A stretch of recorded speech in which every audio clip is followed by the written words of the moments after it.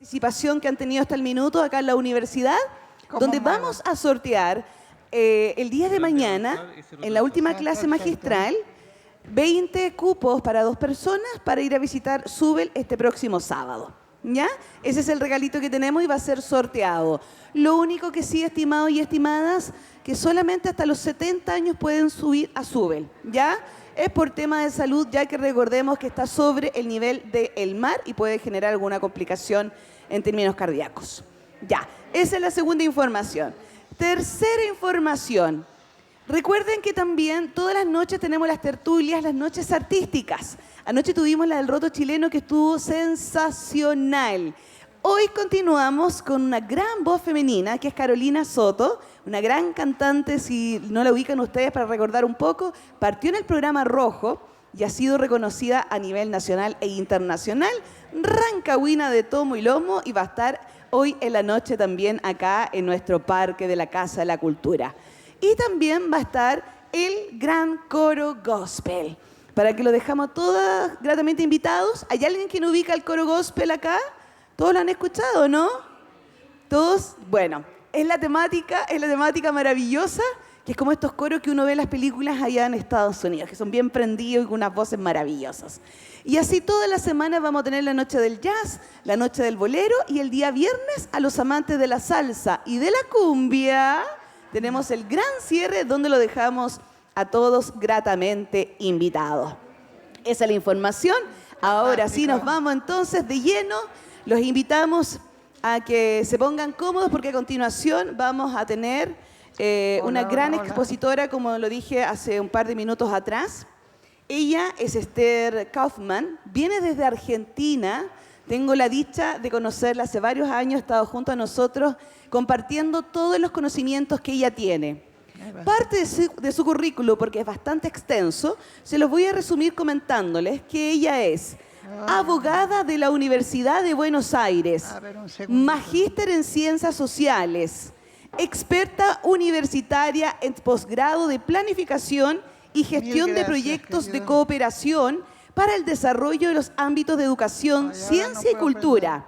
Actualmente la coordinadora de la Red Académica de Gobierno Abierto. Mi estimado, ahí estamos viendo los últimos detalles para que quede todo listo en esta importante ponencia que viene a continuación, que va a estar arrancando junto a Esther Kaufman en esta segunda jornada de clases magistrales aquí en la Universidad Internacional Municipalidad de Rancagua 2025. ¿Estamos listos?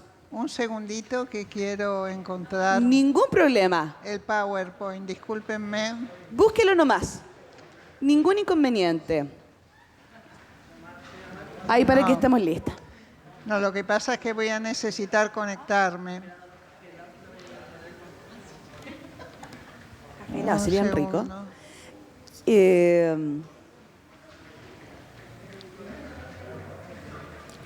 Después de Esther vamos a tener nuestro coffee. Después vamos a continuar con el taller Raga, para que estén atentos. Y después viene también otro gran invitado a nuestras clases magistrales aquí en la universidad. Qué buena la idea de los abanicos. Estupendo. Estupendo. Queremos saludar también mientras tanto. Estamos transmitiendo vía streaming a todos nuestros amigos y amigas que nos ven a través de las redes sociales, a través de Facebook de la ilustre Municipalidad de Rancagua, donde también ustedes pueden comentárselo a quienes no pudieron venir a la universidad presencial, lo puedan ver a través de las clases que van a quedar grabadas en la red y en Facebook. A ver, ¿necesita algo? Ahora ya encontré el PowerPoint, lo tienen que pasar. Acá está. Esto es lo que tienen que pasar. Hay que desenchufarlo. ¿Esa les pasó a ellos? Sí, el que está ahora no. Entonces yo le paso. Eso. Bueno, y se resolvió. ¿Estamos listos? Sí, estamos Estábamos listos. casi listos. ¿Les parece entonces? Recibimos con un fuerte y cariñoso aplauso a nuestra expositora Esther Kaufman. Un aplauso para ustedes. Algunos ya han sido cursantes míos. Acá tengo un gran exponente. Y esta vez, viendo las fotos anteriores que aparecí toda vestida de negro, es decir, vengo mucho más entusiasmada, así que me he puesto todos los colores posibles. No sé si hay otro exalumno curso. Ahí está. ¿Qué tal? Me encanta, bueno, me encanta. Voy a entrar en el tema de transparencia. Voy a dar una visión especial de transparencia, pero antes de todo quiero hablar con ustedes, a ver si podemos elaborar los nuevos conceptos de transparencia juntos. ¿Ustedes me pueden decir qué cosas graves están sucediendo con la democracia y las redes sociales en este momento? Desinformación. Muchas fake news. ¿Para qué las fake news? Y otra cosa que hacen las fake news, ¿qué es? Engañan. ¿Qué más? ¿Qué es lo que va generando entre la gente?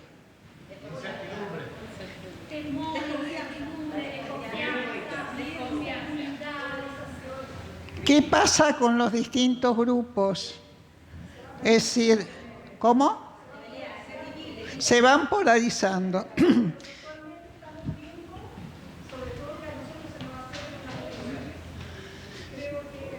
Bueno, la polarización es central. Están los amigos y están los enemigos. Y están los amigos en casa, en el vecindario, en todas partes, y están los enemigos. Pero los amigos se parecen todos, porque piensan como uno. Y los enemigos no se parecen porque piensan lo contrario de uno. Hay dos tipos de grupos sociales, los que piensan A y los que piensan B. Y ahí vamos a la guerra. Sí. Esther, ¿quién me llamó? Sí. También hay personas que critican y hay otros que toman acción. ¿Critican? Critican mucho en las redes sociales a veces contenido o a veces a personajes, pero hay también o causas. Y hay personas que sí, en vez de criticar, de esas mismas críticas toman acción positiva para hacer las cosas. ¿O negativa? O negativa. ¿O es el ataque? Acá tenemos un secretario de Estado de Tucumán que está resolviendo las batallas que hay en las escuelas secundarias gracias a las redes sociales. Porque lo que se genera es odio, incomprensión e imposibilidad de que haya un diálogo. Ahí no hay diálogo, ahí lo que hay es guerra. Entonces hay que empezar a pensar la transparencia, a ver si me han ubicado desde otro lugar, totalmente de otro lugar. ¿Cuál es el problema que nosotros hemos visto en el concepto de transparencia?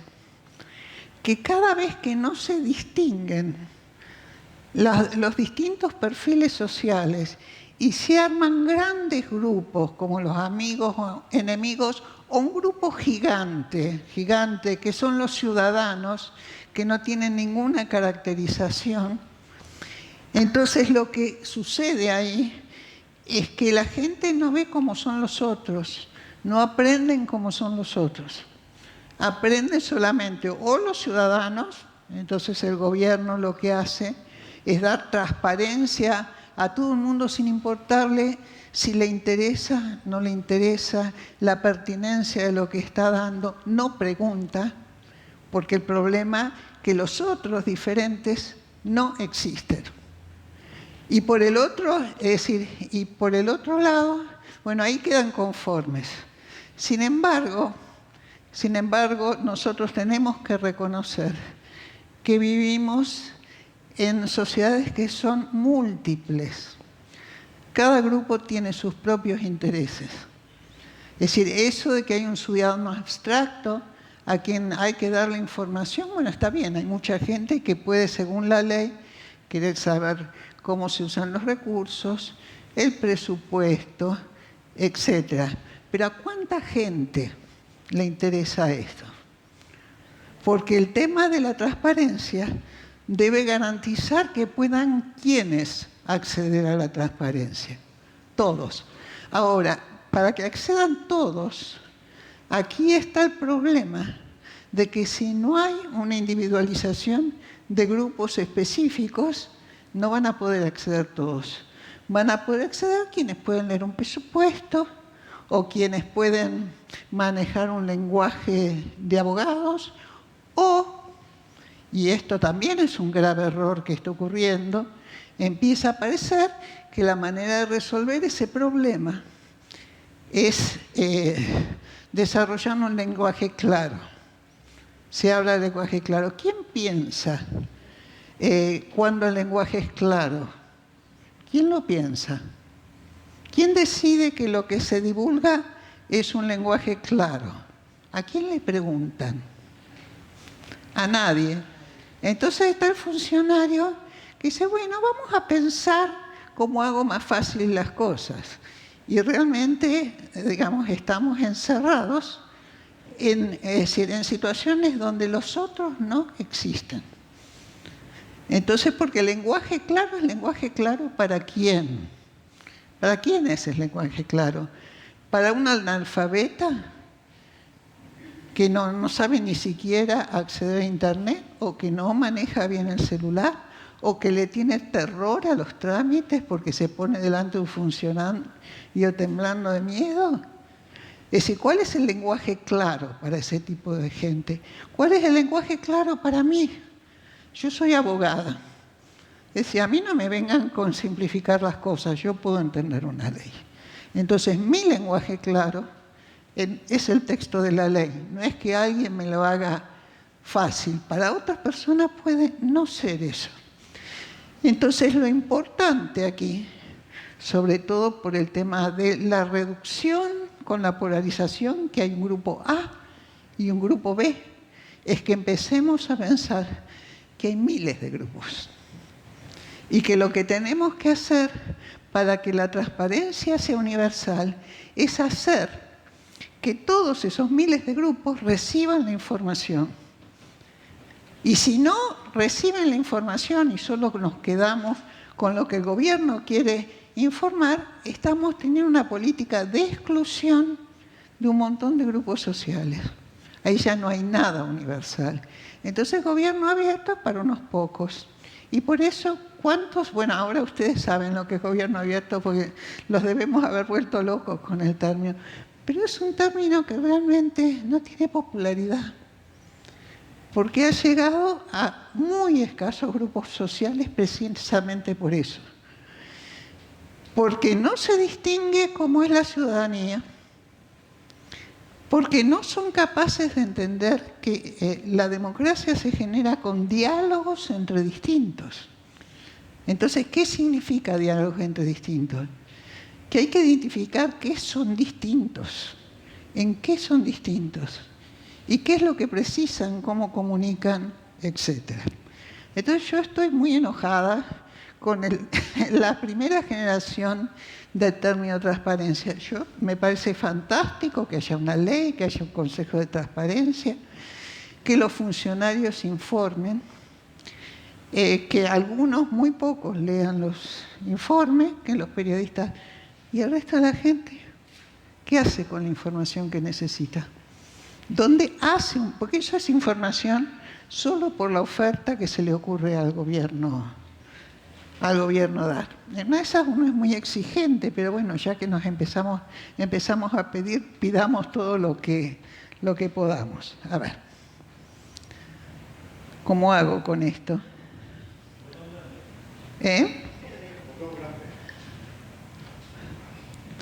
Entonces, lo que yo propongo para terminar con esta situación, vamos a enterrar al ciudadano abstracto que no está definido por ningún lado.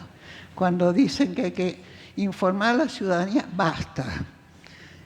Empiecen a pensar quiénes son los destinatarios de la información.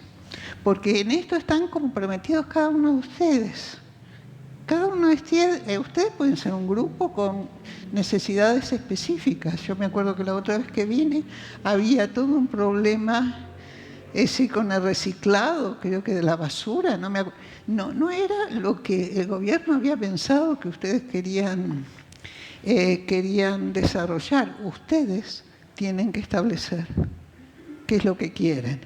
Y la información tiene que ser, no el presupuesto, está bien el presupuesto.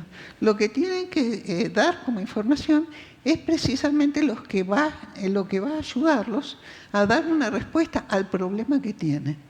Y esto no se hace sin escuchar al otro. Acá tiene que haber una oreja atenta. Los funcionarios sobre esto, nada. En general, nada. Se imaginan qué es lo que le interesa a la gente y bueno, y hacen esto, por ejemplo, del lenguaje claro. Entonces, lo importante precisamente para la democracia, bueno, sigamos peleándonos entre amigos, enemigos o ni siquiera distingamos. Es decir, somos grupos distintos. Necesitamos cosas distintas. Nos comunicamos de manera distinta. Nuestras capacidades son absolutamente distintas. A ver, ¿alguien me quiere hacer una pregunta? Así respiro. Debemos escuchar. Más que escuchar, debemos comunicar. Claro. Porque escuchar lo oímos. Comunicarse es por el otro. Interactuar. Entonces uno dice el otro, no soy yo. Eso no lo hacen las autoridades. Totalmente. Nuestro Parlamento desde ayer, hace 48 horas que están transmitiendo con unas palabras que están mal escritas. Uno dice que está bien, otro dice que está mal. No se comunican. Y la gente queda afuera. Por 20 años tenemos detenido un problema de pensiones para Chile. ¿De versiones? Detenciones. Jubilación. Sí. Bueno, por eso. ¿Cuál es? ¿Por qué? Porque no están todos comunicados. Porque no interesa, y ahí está lo que, bueno, nosotros después vamos a plantear como grupo de formación ciudadana. Es decir, aquí hay que centrarnos en qué es lo que a la gente le interesa, independientemente de lo que los funcionarios digan, para que después de resuelto y aprendidos, es decir, fortalecidas las capacidades de la gente, se vaya a comunicar a los funcionarios diciendo, escúchennos, nosotros necesitamos tal cosa. Y una de las cosas que se necesita es información, porque si no, no hay nada que se pueda modificar. Entonces, no es la ley solo, no es el listado de temas de la ley, es decir, que habla de la rendición de cuentas, eso está bien, sino es decir, cómo se reconstituye la sociedad, una sociedad que no cree y que está llena de problemáticas que no se reconocen, que significan requerimientos de información que nadie presta atención porque no están en la ley. O de repente se hace el requerimiento y lo que está pidiendo la gente es muy complicado, está fuera del circuito. Es decir, son varios los organismos que tienen que responder. Sí.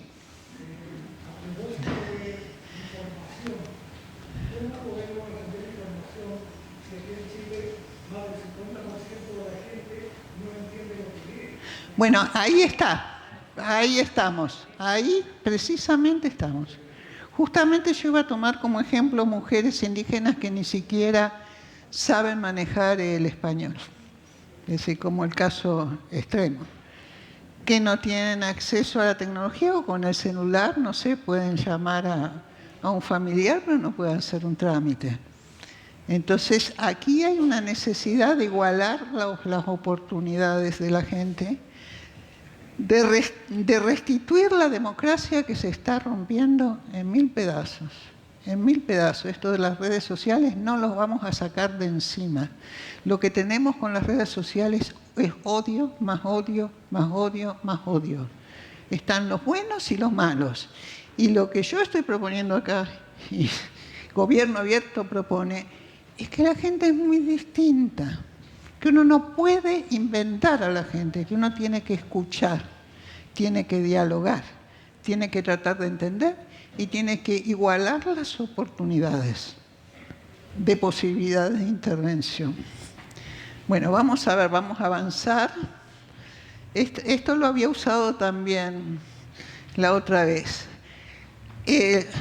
Los chicos tienen sus propios interrogantes. ¿Qué es lenguaje claro ahí? Vamos a destruir ese concepto. Están los empresarios, están las mujeres, están los jubilados, están los funcionarios, están los indígenas, están los estudiantes. Todos ellos necesitan información con canales y lenguajes distintos. Todos ellos. Y además, lo que no puede suceder es que nosotros nos imaginemos que lo que le decimos lo entiendan. Porque es probable que no lo entiendan. Entonces, no hay manera de transmitir información sin constatar, sin testear que realmente lo que nosotros le decimos entienden y lo que nosotros decimos les sirve para algo. Porque si no les sirve para nada, empecemos de vuelta.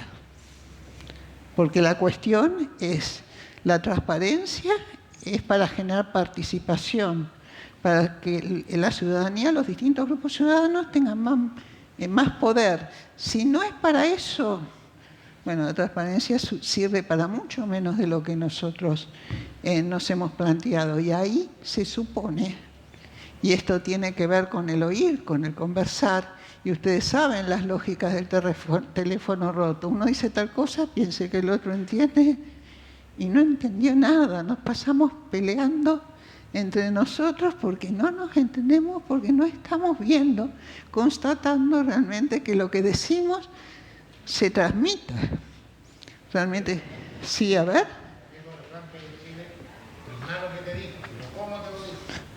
¿Cómo es? No es nada lo que te dijo. Sí. No, ¿cómo te lo dijo? Bueno, pero entonces eso, perfecto. Esa es otra cuestión que hay que considerar. ¿Cómo se dijo? Entonces ahí hay otra cuestión. Una cosa es lo que se dice, que son las palabras y el lenguaje, y otra cosa son las vías realmente de impacto. En una de esas un cartel es mucho más importante. Es decir, una banda y una radio donde la gente pueda... Las reuniones en las plazas. Es decir, no se entiende de la misma manera, no se puede entender de la misma manera, no entendemos de la misma manera. Y esto nos pasa todos los días, aunque tengamos doctorados y todo lo demás. Veamos. Entonces, la transparencia hay que trabajarla como una política con un enfoque diferencial de acuerdo a los grupos que son identificados con intereses distintos. No puede ser un órgano garante que dice, mi política de transparencia es esta, es única. Ya está, con esto ya cumplimos. Porque eso es hacer transparencia, es un simulacro de transparencia la más de las veces, sino lo que hay que ver son los distintos sectores de población y qué es lo que están necesitando. Y esto es lo que salva la democracia. Una de las cosas que salva la democracia.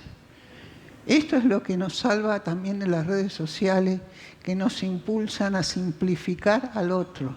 El problema que nosotros estamos asistiendo es que tendemos a simplificar lo que le pasa al otro sin oírlo.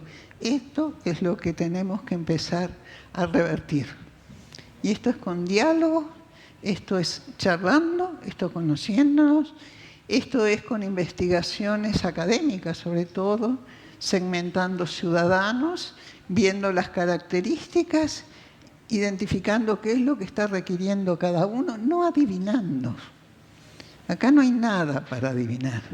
Acá hay que conocer las cuestiones más concretas.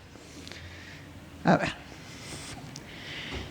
Bueno, hay distintos contextos, lenguajes, culturas. Bueno, esto lo ha dicho la Corte Interamericana de Derechos Humanos. Entonces hay que hacer un diagnóstico de la población. Hay que dividirla, segmentarla y aprender de lo que es diverso. Porque si uno aprende de lo que es diverso, puede mantener diálogos entre sectores diversos. Y entonces también podemos pelear contra el odio y la polarización. En la medida en que nos transformamos en una sociedad que dialoga.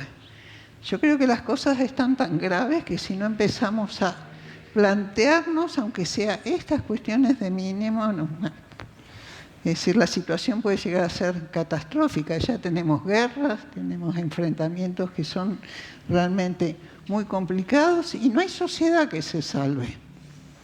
Precisamente porque no se quiere dialogar, porque no se quiere escuchar, porque no se quiere entender la diferencia y porque esa diferencia lo que nos permite, reconocer esa diferencia nos permite igualar oportunidades, entender que para que las situaciones sean iguales tenemos que considerar las dificultades que pueden tener determinados grupos o las no dificultades que tienen.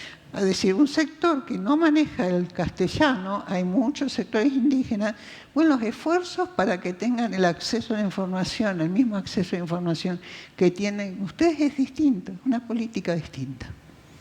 Es totalmente una política distinta.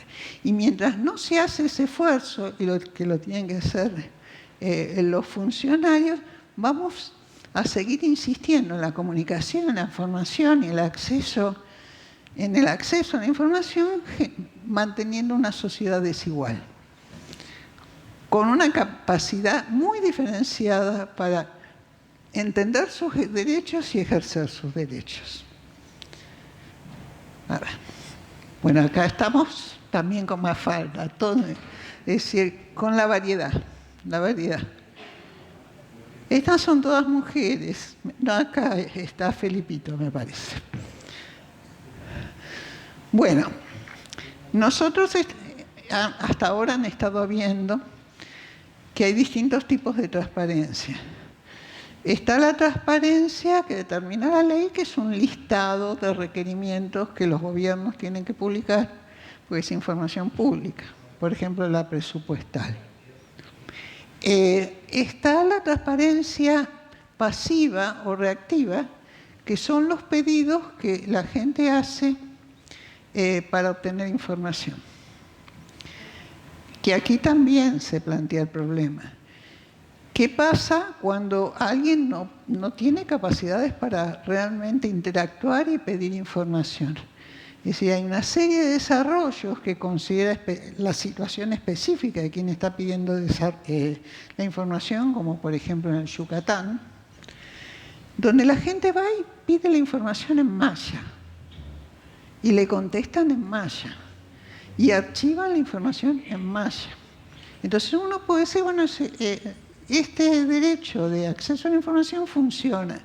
Si se la contestan en un idioma que no manejan, obviamente estamos nuevamente en el simulacro.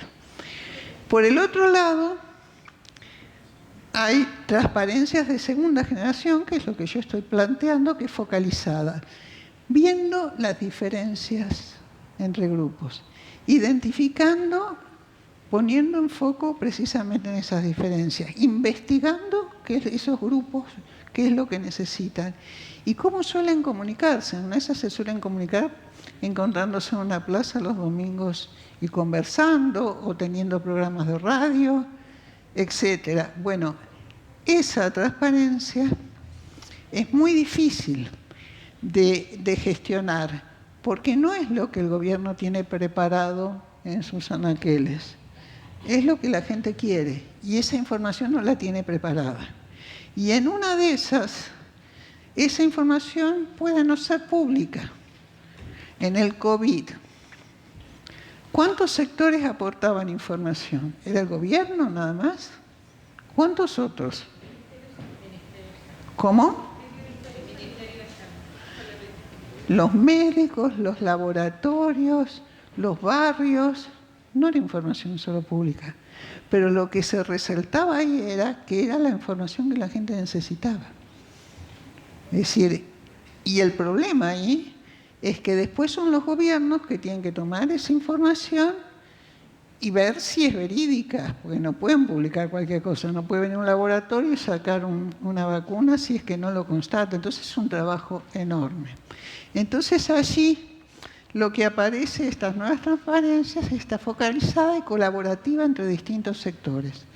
Por el otro lado, esto ya es pedido de transparencia a demanda, no es lo que el gobierno quiere dar, sino lo que la gente quiere oír. Y cuando piden, los problemas son muy transversales, entonces cuando piden una información concreta es seguro que no lo tiene un ministerio, que no la tiene un área, que lo puede tener el sector privado o lo puede tener otro organismo. Entonces ahí tienen que empezar los problemas de compaginación. Con el mismo sueldo, las mismas competencias, y bueno, y ahí se arma todo un lío donde los funcionarios dicen, esta situación no me gusta para nada. ¿Me están siguiendo? Sí. Fantástico. Bueno, por lo tanto, lo que se privilegia con estas nuevas transparencias es que la información sea útil para el sector a quien va dirigido y que sea segmentado, es decir, que sea precisamente destinado a un sector específico. Para ello, bueno, hay que construir un mapa de actores y reconocer la diversidad. A ver cómo es esta comunidad, de qué grupos están compuestos, qué intereses, qué es lo que los nuclea, por qué cosas se están peleando, y después de qué manera se comunican cada uno de los grupos.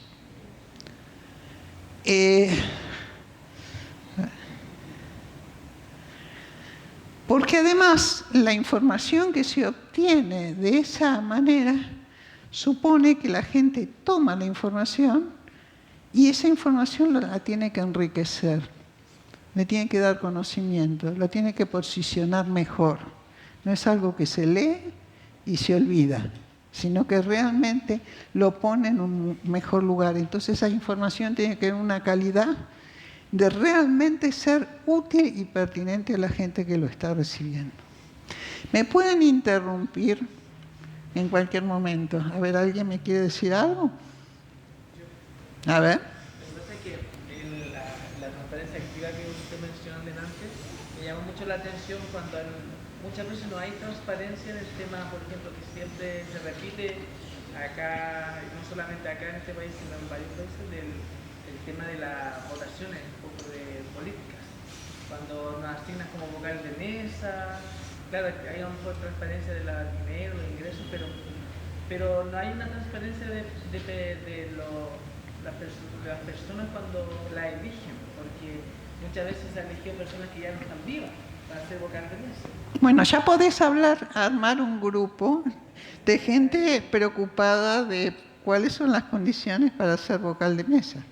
Porque las necesidades de información no pueden estar previstas en una ley, son infinitas, porque surgen todos los días. Porque esto es muy complejo. Entonces tú te encontraste con esa situación y nadie te la va a responder. Porque eso no está dentro del listado seguramente de la ley de acceso a la información. Por el otro lado hay otra cuestión que es interesante, que se supone que el conocimiento de lo que se va a informar lo tienen fundamentalmente el sector público, las universidades, etc. Si uno mira el desastre que se ha producido en el planeta, que se está produciendo en el planeta, puede concluir que realmente hemos sido muy malos en muchos aspectos produciendo el conocimiento, porque lo que hemos producido es un conocimiento de destrucción. Entonces, ¿dónde está realmente el conocimiento? Estamos todos los que estamos vinculados tecnológicamente, pero hay poblaciones ancestrales, hay un montón de comunidades que saben, por ejemplo, en este caso, cómo preservar el planeta, y nosotros no hemos utilizado eso porque no es información jerárquicamente reconocida. Entonces, otra cuestión que se está planteando respecto a la información es quién tiene el conocimiento. ¿Quién tiene el conocimiento? Hay una historia que a mí me encanta de Edipo Rey. Que Edipo, bueno, la historia de Edipo decía que iba a terminar matando a su padre y casándose con la madre. Al final lo entregan en adopción y él se casa, no sabe que se casa con la madre. Entonces se empieza a tratar de averiguar por qué hay una plaga terrible en Tebas, donde estaba viviendo. Y empieza a preguntar y preguntar y preguntar y no le dan la respuesta, le dan pedacitos de esa respuesta. Hasta que llega el guardabosques y el guardabosques le dice: lo que pasa es que tú mataste a tu padre y te casaste con tu madre y los dioses te están castigando. Lo interesante de esto es que cada cual tiene un pedacito y solamente la información en este caso y en muchos casos se genera porque vamos sumando conocimiento. Vamos, por ejemplo, en esta cuestión ambiental es muy clara. Cómo enriquecemos el conocimiento desde una posición absolutamente formal o cómo empezamos a preguntar realmente a quienes están preocupados, por ejemplo, por la tierra. Entonces, es decir, es como un rompecabezas. La información en este caso es como un rompecabezas. Bueno, sigamos.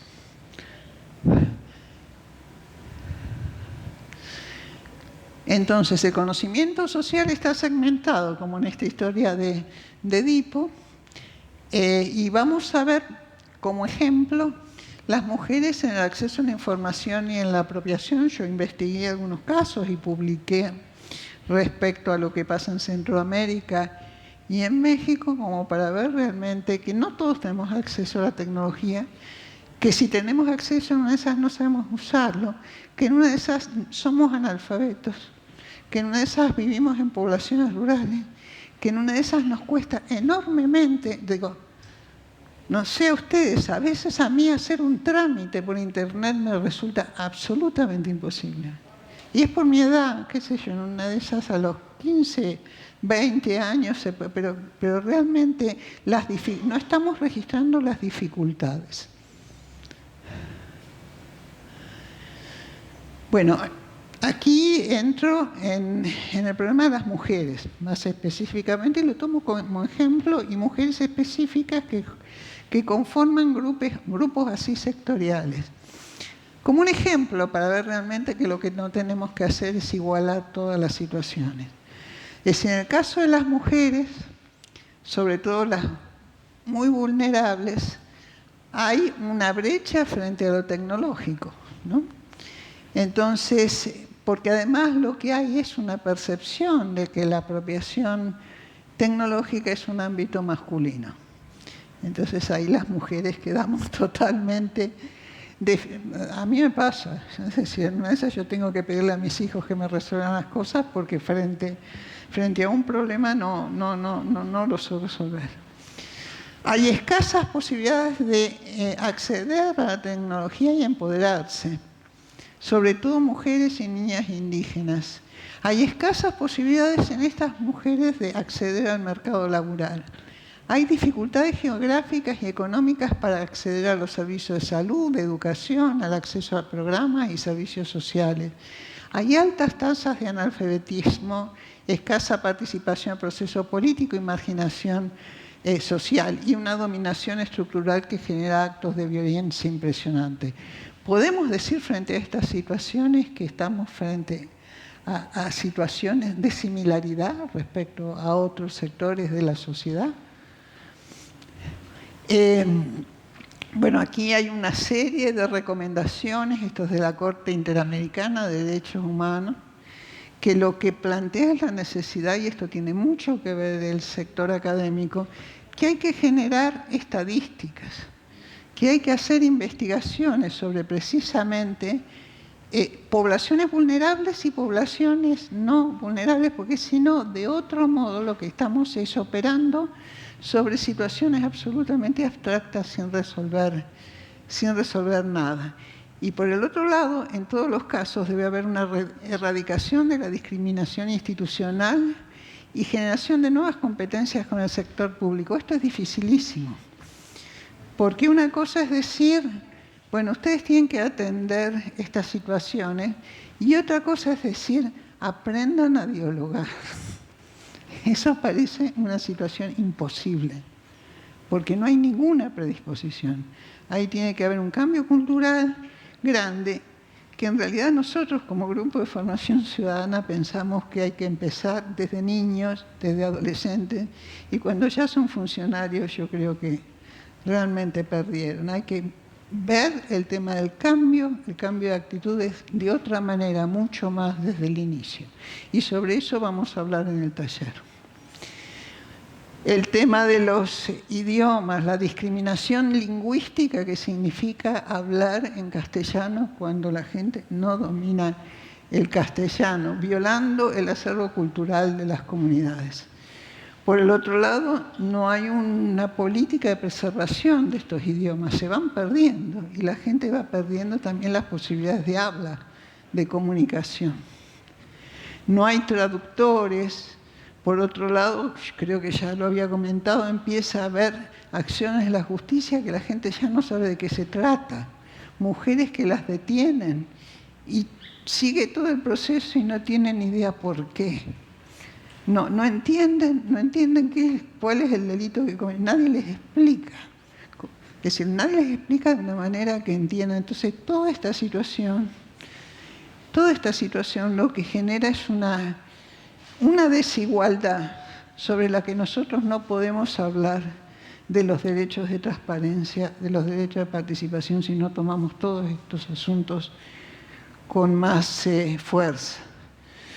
Bueno, en estas situaciones aparecen, por ejemplo, algunas experiencias como el rol de las radios comunitarias, donde no hay un lenguaje escrito, o donde hay enlaces departamentales de información y los líderes, y hay grupos de mujeres que van acompañando a las otras como para que sean capaces de hacer un trámite, como para que puedan hacer algún requerimiento.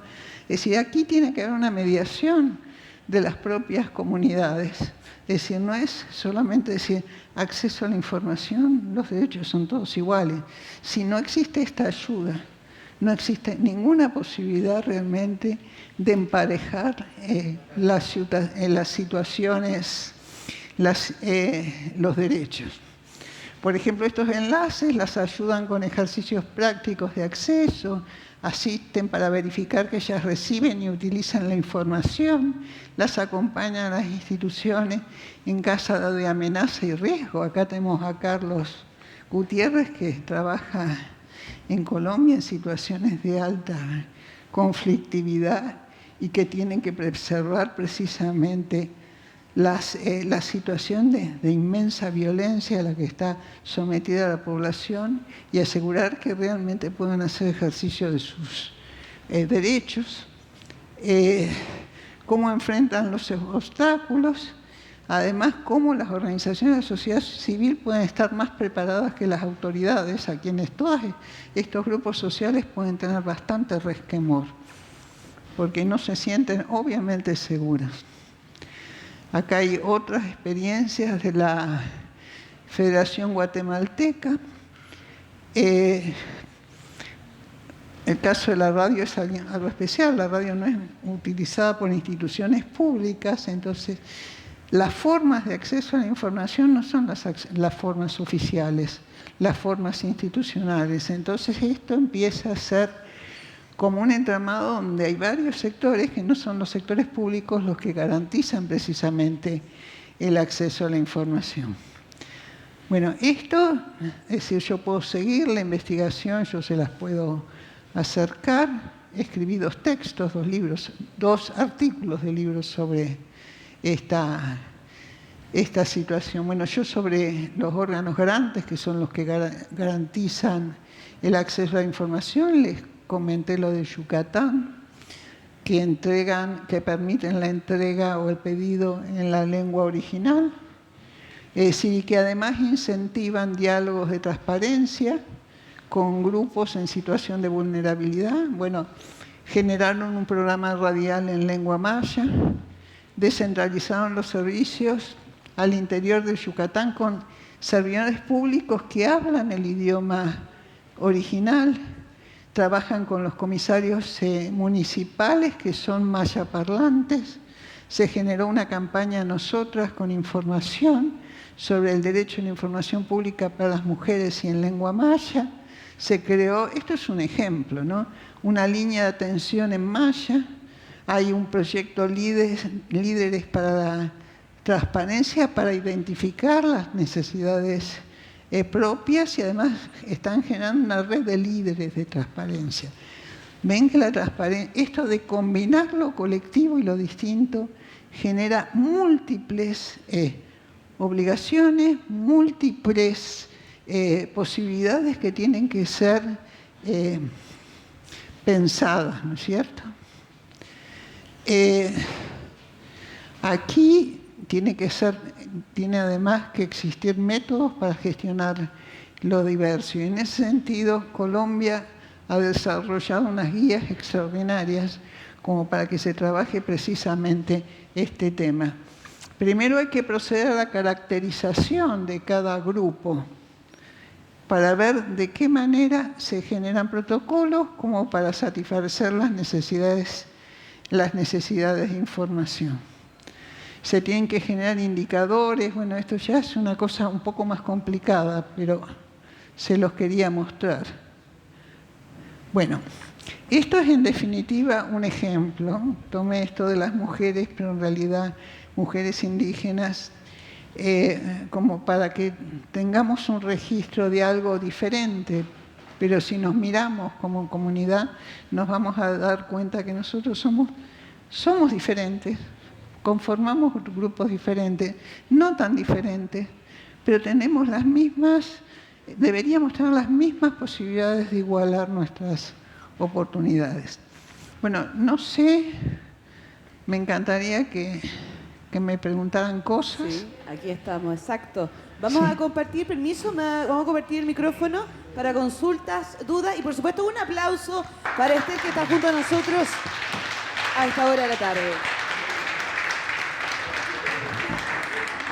Me llamo Gaby Torreblanca, soy voluntaria hace 43 años. Esto lo vamos a repetir en parte en el taller, vamos a ver cómo se puede trabajar así de una manera más sintética. Me llamo Gaby Torreblanca, buenas tardes, soy voluntaria de Caritas Chile, 43 años y del cáncer, la Corporación Nacional del Cáncer, que funciona aquí en Santiago y en todo el país. Referente al acompañamiento que decía usted, eso se hace con distintas personas, porque acá hay muchos migrantes, hay mucha gente de otros países. Se trata de acompañar en lo que más se pueda. Hemos estado también como apoyo en la gobernación cuando llegó tanta gente de afuera y yo creo que eso es muy importante, que todos se unan. Ahí tuvimos una red de profesores, porque uno de repente no sabe escribir los nombres de las otras personas, claro, que le falta una letra, le falta lo otro, y ahí yo creo que uno tiene que pedir ayuda al que más sabe. Muchas gracias. Muchas gracias y además le agradezco porque eso no tiene nada que ver con la campaña del odio, ni de las redes sociales. No, pero no de las redes sociales en el sentido de las fake news. Ustedes están construyendo, no están destruyendo, y eso es lo que tenemos que conseguir. Don Pablo, por acá tenemos otra consulta, con su nombre igual, por favor. Pablo Vargas. Hablábamos sobre la comunicación. En las últimas partes de sus paneles que mostró, hablaba mucho de la comunicación. Y creo sinceramente, porque yo soy una persona que me siento muy afectada por ese tema, es el tema tecnológico. Todos estos programas que hay, los hacen ingenieros civiles, estratosféricos, que han estudiado toda la informática, y que yo tengo que esperar que pase la estación satelital china, no la norteamericana, para saber qué entiendo lo que están diciendo. Porque nunca han tenido un idioma acorde con lo que usted dijo de los maya parlantes. En Chile no tenemos a los mapudungú parlantes, no tenemos a los quechua parlantes. Usted va tan solo a Cusco y se encuentra con que tiene que hablar como de idioma para poder entenderse con toda la gente que está ahí. Y entre ellos no se entienden, ¿eh? Y entre ellos no tampoco se entienden. Entonces, yo creo que uno de los puntos principales de lo que usted nos mencionó, que en la comunicación deberíamos adecuar los idiomas para la gente que la va a escuchar. Yo ya no puedo conversar con mis nietos, Claro. porque mis nietos son tecnológicos. Y yo no tengo idea cómo cresta se manda un correo. Y trabajé 30 años en la división del teniente como analista de mantención, donde tenía que ejecutar solo un software que es el SAP, que es sumamente complicado, pero que yo ya sabía cuáles teclas apretar y nada más. Pero tampoco saben lo que tienen en la cabeza sus nietos. Tampoco. A esta altura. Ya Entonces, está, ya los tienen perdidos con la tecnología. En la comunicación debería estar el idioma. Esa sería una parte importante. Totalmente. El idioma o la jerga. También. La jerga, cómo nos entendemos. ¿Cómo nos entendemos? Bueno, gracias. A ver si hay alguien más. Me encanta lo de la tecnología, porque eso realmente nos está dejando a mucha gente afuera. Sí. Mucha gente afuera. Y no es cuestión de hacer mérito con las grandes empresas monopólicas. Tenemos que poner la tecnología a nuestro servicio. Lo que pasa es que poner la tecnología a nuestro servicio significa reconocer todas estas diferencias y dificultades, porque no podemos partir de que somos todos iguales. Volvemos a lo mismo. No somos todos iguales. Entonces nos reconstruimos en la medida en que vamos compensando estas diferencias y vamos entendiendo, por ejemplo, que directamente muchos estamos inhabilitados para comunicarnos tecnológicamente. Entonces, en ese sentido, es decir, yo lo que propongo es realmente pensar el tema de la transparencia y comunicación desde otro lugar. Sí, acá tenemos más preguntas. Su nombre, por favor, buenas tardes. Roberto Olivares. Respecto de la información, no es solamente asunto de lenguaje o de idioma. Uno puede leer los mismos datos con una conclusión distinta, que se pasa como información si uno ve un canal de televisión u otro, o ve un sector político u otro, o lee un diario u otro.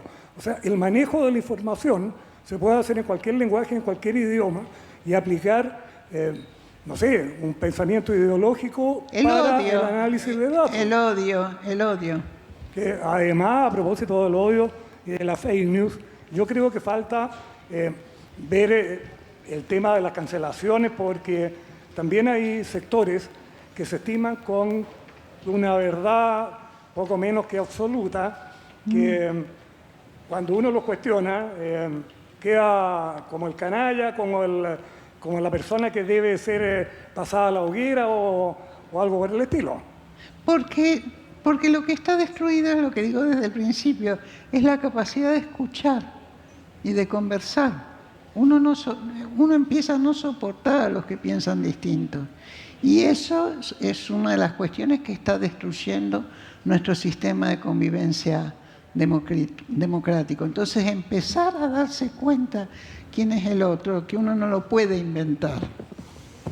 Porque además en ese invento puede haber en el medio un montón de miedos. Bueno, es morochito, se viste mal, es extranjero, me va a atacar. Bueno, ya se hace toda una composición del lugar donde lo que tienen que hacer es salir corriendo. Y en una de esas la cuestión es sentarse y aprender, necesitar una conversación. Muy bien. ¿Alguien más por acá tenían alguna consulta y levantaron la mano? Continuamos por este sector. Buenas tardes, por favor, con su nombre. Hola, buenas tardes. Yo pertenezco a COSOC. Quiero hacerle una de estas porque así como la tecnología te va a ayudar, también hay cosas en contra. Te puede jugar al revés. Con lo mismo que uno se expresa, puede ser mal recibido o como mal interpretación. Bueno, esta es ¿cuándo no hay mala interpretación? Cuando uno se toma el trabajo de preguntarle al otro qué entendió. Y dudar. Es decir, y preguntarlo varias veces, por si acaso, porque en el medio puede estar entendiendo mal. La cuestión es creer que somos todos iguales, que todos hablamos de la misma manera, que todos escuchamos de la misma manera. Y de ahí, bueno, se puede pasar al otro estadio, que somos enemigos, amigos, dos bloques enfrentados y punto. Y ahí no hay diálogo. Ahí no hay diálogo. La cuestión es construir el diálogo. Y el diálogo se construye, es decir, permitiendo a todos estos sectores tener realmente acceso a la información, realmente poder defenderse, hacer realmente una transparencia para todos, una transparencia para todos, no para algunos, para los sabiondos, para los profesionales, para los periodistas. Disculpen que les tiré esto un poco abajo, pero porque está fantástico las acciones de transparencia y las leyes de transparencia y los órganos de garante, pero uno pretende más y uno está viendo, uno tiene una naturaleza disconforme y uno está viendo el desastre de confrontación que existe en el mundo y realmente nos falta información, nos falta elementos que nos permita tener una vida mejor, que nos permita preservar el planeta, que nos permita cumplir con los objetivos de desarrollo sostenible, que ayer estaba Indira. Nos falta mucho. Entonces, no, con una ley de acceso a la información, fantástico, pero no nos quedemos en eso porque estamos en una situación sumamente compleja, sumamente compleja. Perfecto. Muchas gracias. ¿Alguien más que desea hacer una consulta, duda, comentario? Si no, dejaríamos hasta aquí nuestra expositora, a quien le entregamos este cariñoso aplauso, Esther Kaufmann, junto a nosotros con esta temática tan relevante para todos y cada uno de ustedes. Muchas gracias, Esther, muchas gracias. Gracias. Lo invitamos ahora al coffee break. Tenemos alrededor de 15 a 20 minutos. Yo voy a estar avisándoles para que volvamos a ingresar y continuar. Se nos viene el taller Raga y se nos viene las clases. Entregar también sus evaluaciones a la salida. Recuerden las evaluaciones, entregarlas. Les vamos a entregar posteriormente para las siguientes actividades acá en la Universidad Internacional Municipalidad de Rancagua 2025.